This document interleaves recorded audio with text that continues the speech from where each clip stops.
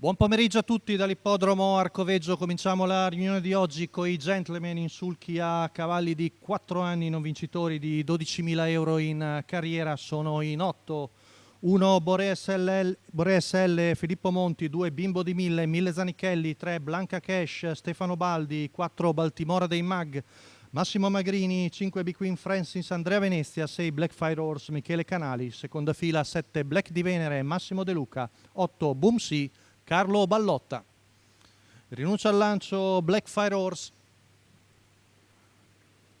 Parte piano Baltimora dei Mag, molto veloce l'uno di Bores L, mantiene la corda su Blanca Cash che si sistema a seconda davanti a Bimbo di 1000 e poi Black di Venere. Questo il treno alla corda. Intanto vediamo Baltimora dei Mag che ripiega in coda.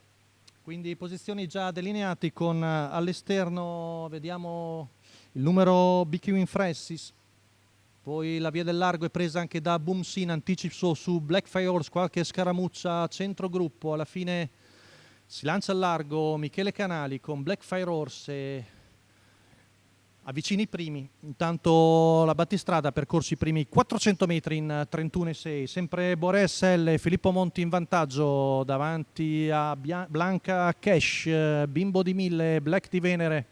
Questo è il treno alla corda, seconda curva passata in 16,1, 47,7 i primi 600 metri. Siamo al passaggio davanti alle tribune. Sempre in vantaggio Filippo Monti con la figlia di Cantaball che riduce il ritmo. Ne approfitta Black Fire Horse avanzare al largo trascinandosi Big Queen Francis e Boom Sea. Tanto 15,8 qui davanti alle tribune, il primo giro in 1,3,5 con sempre in controllo Borea SL, sempre seguita da Blanca Cash e Bimbo di 1000. Siamo al chilometro che viene via in 1,19,6. Ora sempre in controllo Filippo Monti, viene in terza ruota.